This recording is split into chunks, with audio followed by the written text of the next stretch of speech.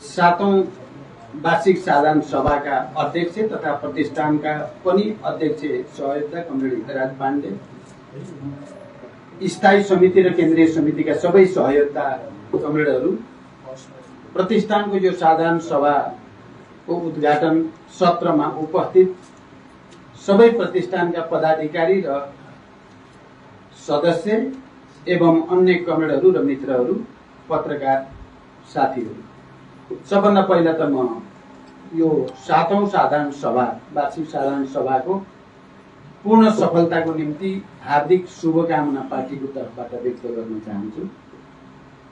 यहाँ धेरै कुरा पूर्ववक्ता साथीहरूले राखिसक्नु भएको छ कमरेड पोस्टबहादुर बोगटीको बारेमा र यो स्मृति प्रतिष्ठानले के कस्ता कामहरू गरेर कमरेड पोस्टबहादुर बोगटीको योगदानको, उहाँको नेपाली कम्युनिस्ट आन्दोलन, नेपालको सामाजिक रूपान्तरण, राजनैतिक आन्दोलनमा जुन उचाइ उहाँले हासिल गर्नुभएको छ त्यो उचाइलाई ठिक ढङ्गले स्थापित गर्ने कुरा, उहाँका विचारहरूलाई ठिक ढङ्गले जनतामा सम्प्रेषित र स्थापित गर्ने कुरा र उहाँ जसरी श्रमजीवी वर्गको मुक्तिको निम्ति भनेर जीवन पर्यन्त उहाँ निष्ठापूर्वक लागिराख्नुभयो, उहाँका कर्महरूद्वारा जनतालाई सेवा गर्ने कुरा मलाई लाग्छ प्रतिष्ठानले बढी ध्यान दिनुपर्ने कुराहरू यिनीहरू नै हुन्। मलाई खुसी छ कि यस बीचमा प्रतिष्ठानले कमरेड पोस्टबहादुर बोगटीका विचार र योगदानहरूलाई अगाडि बढाउने क्रममा मूलभूत रूपमा ठिक ढङ्गले नै पहल गरेको मैले देख्छु। चाहिँ उहाँका आदर्शहरूलाई अगाडि बढाउने सन्दर्भमा प्रतिष्ठानले विविध कार्यक्रमहरू जे जति गर्यो, केही कार्यक्रमहरूमा म आफै प्रमुख अतिथि भएर सहभागी पनि भएको छु र ती कार्यक्रमहरू हेर्दा प्रतिष्ठानले आफ्नो क्षमताले भ्याएसम्म कमरेड पोस्टबहादुर बोगटीको ओज र गरिमालाई ठिक ढङ्गले नै अगाडि बढाउने जमर्को गरेको मैले पाएको छु। त्यसकारण म प्रतिष्ठानका अध्यक्ष कमरेड हितराज पाण्डे लगायत प्रतिष्ठानका सबै पदाधिकारीहरू, साधारण सदस्य सबैलाई पनि हार्दिक धन्यवाद भन्न चाहन्छु। तपाईहरुले मूलभूत रूपमा ठिक दिशामा नै काम गर्नुभएको छ र आउने दिनमा पनि अघि कमरेड लीलामणि पोखरेलले भने जस्तै मुख्यतः विचारलाई, राजनीतिलाई, संस्कृतिलाई र उहाँले त्यसप्रति देखाएको निष्ठालाई अगाडि बढाउने कुरा पहिलो प्राथमिकतामा पर्नु पर्दछ। त्यसैगरी हामी अहिले क्रान्तिको जुन नयाँ प्रक्रियामा हामी प्रवेश गरेका छौं त्यसको निम्ति हामीले भनेका छौं श्रम, उत्पादन र सांस्कृतिक रूपान्तरणको एउटा अभियानद्वारा नयाँ समाजको भ्रूण फेरि हामीले तलैदेखि बसाएर लानु पर्दछ भन्ने संकल्प हामीले गरेका छौं। हामी सबैलाई थाहा छ हाम्रो पार्टीको 8औं राष्ट्रिय महाधिवेशनले आजको विश्व परिस्थिति, आजको पुँजीवादको स्थिति, आजको श्रमजीवी वर्गको स्थिति, आजको विज्ञान प्रविधि, पर्यावरण, मौसम परिवर्तन, यी सबै कुराहरूको समग्रतामा अब कम्युनिस्ट पार्टीले कस्तो विचार, कस्तो रणनीति, कस्तो कार्यनीति अपनाउनु पर्छ भन्ने कुराको दिशा निर्देश गर्ने जमर्को गरेको छ 8औं महाधिवेशनले। त्यो पनि गम्भीर बहस छलफलपछि सर्वसम्मत निर्णयद्वारा हाम्रो पार्टीको आउने दिनको विचार, रणनीति, कार्यनीतिको खाका यो हो भन्दै अझ यसलाई विकसित गर्नको लागि हामीले विशेष महाधिवेशन छिटै आउने चुनावपछि अर्को महाधिवेशन, विशेष महाधिवेशन गर्ने र त्यसलाई अझ विकसित र परिमार्जित गर्ने भनिएको छ। त्यसकारण प्रतिष्ठानका सबै पदाधिकारीहरूले पार्टीको यो नयाँ विचार, पार्टीका नयाँ चाहिँ कार्यदिशा र नयाँ कार्यक्रमलाई दृष्टिगत गरेर, तिनलाई विचार गरेर नै यसले प्रतिष्ठानले पनि आफ्नो नीति, योजना र कार्यक्रम अगाडि बढाउन आवश्यक छ।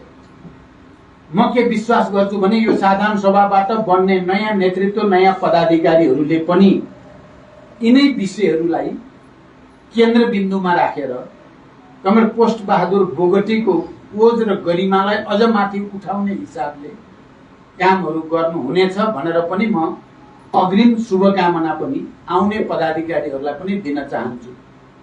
त्यसरी मात्रै हामीले यो प्रतिष्ठान गठन गर्नुको औचित्य, कमरेड पोस्टबहादुर बोगटीका योगदानहरूलाई अगाडि बढाउने कुराको औचित्य सिद्ध गर्न सक्छौँ।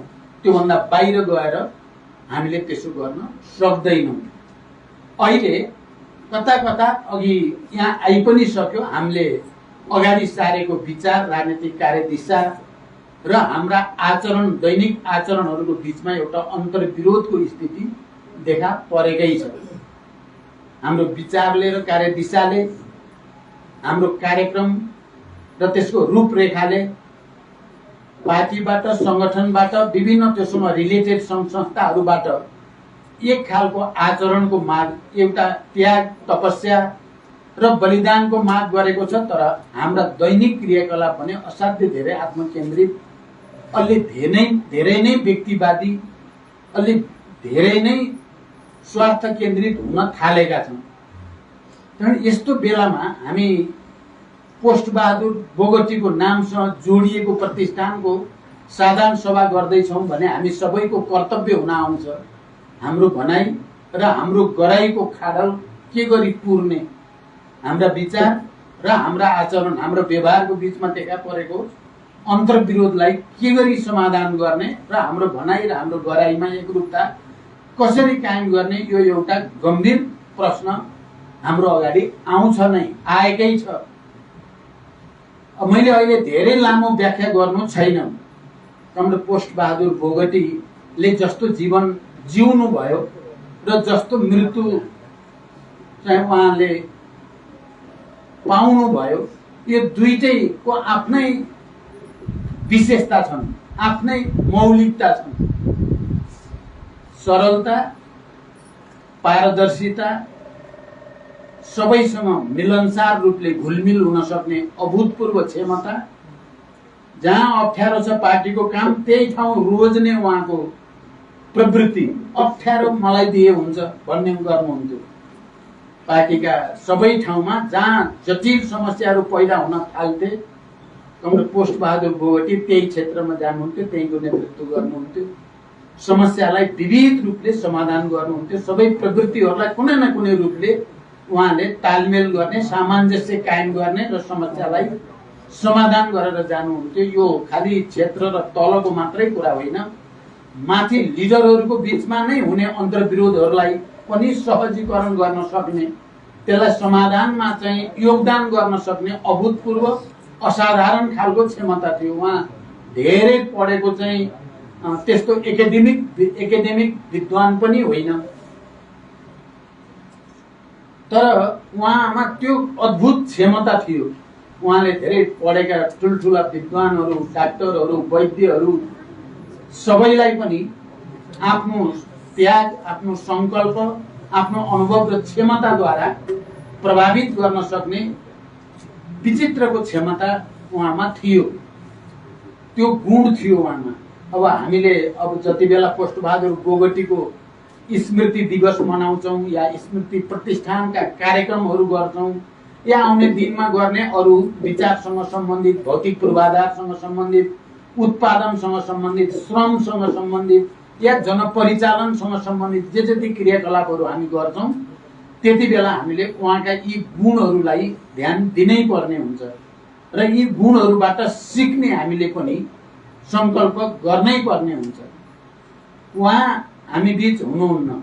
अहिले हामी प्रतिष्ठानको पनि 7औं वार्षिक साधारण सभा मनाउँदैछौँ र हामी वर्षेनी उहाँलाई स्मृति दिवस मनाएर उहाँका गुणहरूको बारे चर्चा परिचर्चा गर्ने गरेका छौँ र पार्टीलाई त्यो दिशामा रूपान्तरण गर्ने जमर्को हामीले गरिराखेकै छौँ। थुप्रै चुनौतीका बावजुद एउटा के कुरा साँचो हो भने हामी कहाँ कमरेड पोस्टबहादुर बोगटी या कमरेड निर्मल लामा या कमरेड नरबहादुर कर्मचारी या कमरेड सुरेश वाग्ले बासु या त्यस्ता हजारौं शहीदहरू जसले देश जनताको लागि, पार्टी र क्रान्तिको लागि आफ्नो सम्पूर्ण त्याग गर्न हाँसी हाँसी तयार हुनुभयो, त्यस्ता हजारौं हाम्रा अग्रजहरू हाम्रो पार्टीमा छन्। यो पार्टीमा मात्रै छन्।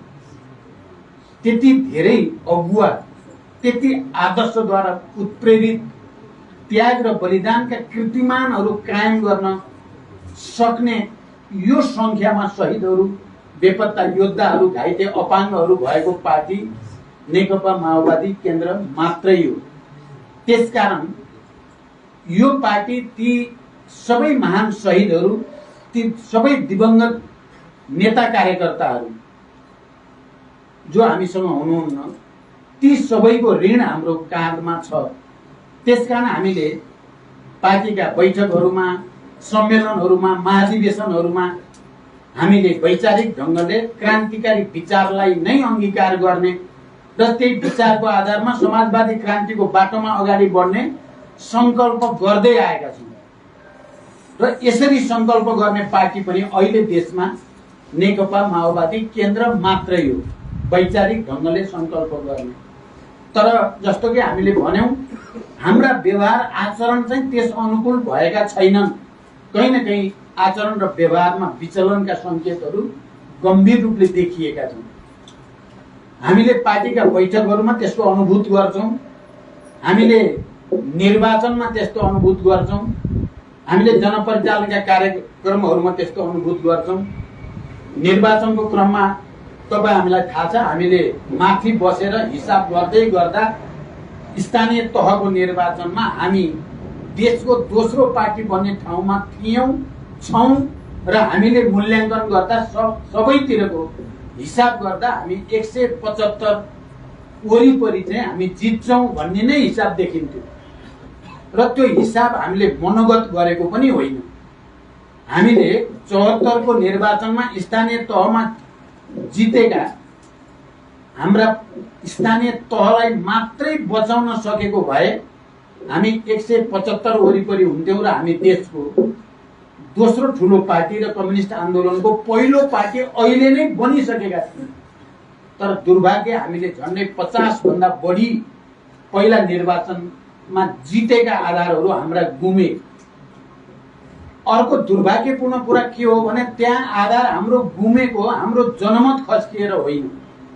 जनमतै खस्केको जनतामा हामी प्रतिको आकर्षण घटेर हामीले हाम्रो चाहिँ सिट गुमेको भए हामीले कमजोरी गर्यौं, जनताले साथ दिएनन् भन्न हुन्थ्यो। जनताको साथ समर्थन रह्यो, तर पार्टी भित्रकै अन्तर्विरोधका कारण एकले अर्कालाई हराउन चाहिँ जनतालाई नै विभाजित गर्ने ढङ्गले गएकै कारणले हामीले 50 भन्दा बढी हामीले जितेका गुमाएका छौँ। अब अर्को निर्वाचन आउँदैछ प्रदेश र संघको। हामीले प्रदेश र संघको निर्वाचनमा पनि अहिले जुन आकर्षण माओवादी केन्द्रप्रति देखा परेको छ त्यसलाई बचाउन सक्यौं। जनमत जस्तो देखा परेको छ र एकता प्रक्रियामा अहिले फेरि पूर्व माओवादी र अरू कम्युनिस्ट घटकहरूबाट माओवादीमा आउने जुन एउटा लहर जस्तै चलेको छ, दिनदिनै ठुलै संख्यामा। अब त समूहगत रूपमा पनि एकता हुने कुरा कतिपयसँग अन्तिम चरणमा पुगेको पनि छ। यो सबैलाई बचाउन सक्यौं भने हामी फेरि लेफ्ट मुभमेन्टको, वामपन्थी आन्दोलनको पहिलो पार्टी बन्ने पुरै सम्भावना छ। त्यसकारण आज हामी यो स्मृति प्रतिष्ठान पोष्टबहादुरको वार्षिक साधारण सभामा उपस्थित छौं र हामीले केही संकल्प गर्दैछौं भने आउने प्रदेश र संघमा पार्टीलाई एकताबद्ध गर्ने, नेतृत्वदेखि कार्यकर्ता पंक्तिसम्म जनमतलाई त्योसँग जोड्ने र दृढताको साथ अगाडि बढ्ने गर्यो भने फेरि देशको नेतृत्व यो पार्टीले गर्ने ठाउँमा पुग्ने प्रष्ट सम्भावना देखा पर्छ। त्यसैले हामीले आज यो संकल्प पनि लिनु छ, किनभने यो परिवर्तन सानो दुःखले, सानो त्यागले, सानो बलिदानले आएको परिवर्तन होइन। अहिले संविधान सभाबाट संघीय लोकतान्त्रिक गणतन्त्रको जुन संविधान छ हामीसँग, जसलाई परिमार्जन गर्ने कुरा पनि हामीले गरिराखेका हुन्छौं, जसमाथि अलोकतान्त्रिक र असंवैधानिक प्रहार भयो भने त्यसको रक्षाको निम्ति हामीले सडक, सदन, सरकार सबैतिरको मोर्चा परिचालन गरेर हामी लड्यौं, जित्यौं पनि। यो पृष्ठभूमिमा आउने निर्वाचनमा हामीले फेरि एकचोटि यो परिवर्तनलाई अझ विकसित गर्ने, अझ परिमार्जित गर्ने, जनताको विकास र समृद्धिको आकांक्षालाई सम्बोधन गर्ने त्यो उद्देश्यको निम्ति हामीले यो पार्टीलाई एकताबद्ध गर्नु छ। सबै विचार र राजनीतिक मुद्दामा निकट भएका शक्तिहरूलाई लिएर जानु छ।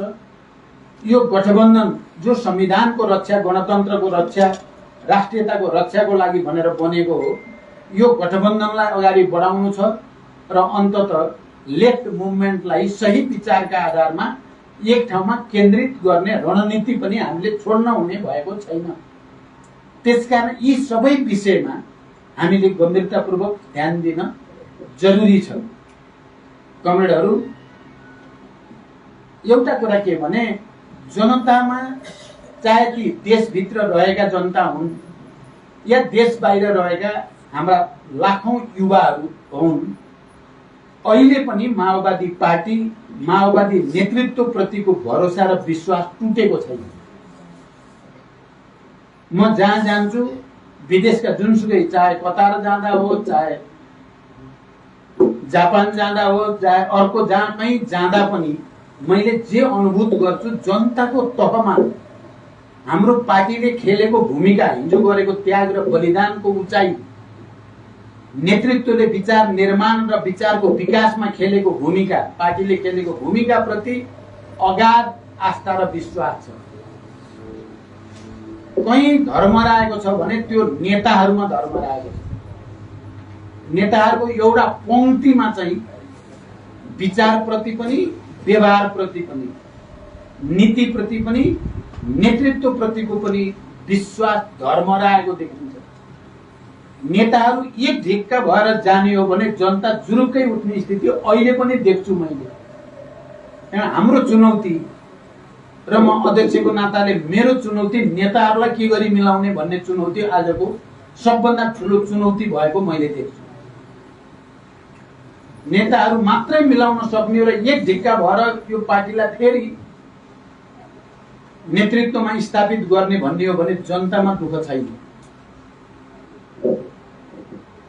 तराई मधेसमा यो बीचमा हजारौंको संख्यामा अरू पार्टीका बुद्धिजीवीहरू, नेता कार्यकर्ताहरू पार्टीमा प्रवेश गरेका छन्। हाम्रै पार्टीका नेताहरू एकले अर्कालाई के गरी चाहिँ खुट्टा तान्ने हो, के गर्ने, हराउने हो भन्नेमा फेरि तछाड र मछाड मारामार। अहिले हामीले अब छानबिन समिति बनाउनु पर्ने, नेताहरूको लागि छानबिन समिति, जनताको लागि छानबिन समिति बनाउनु पर्ने अवस्था पैदा भएको।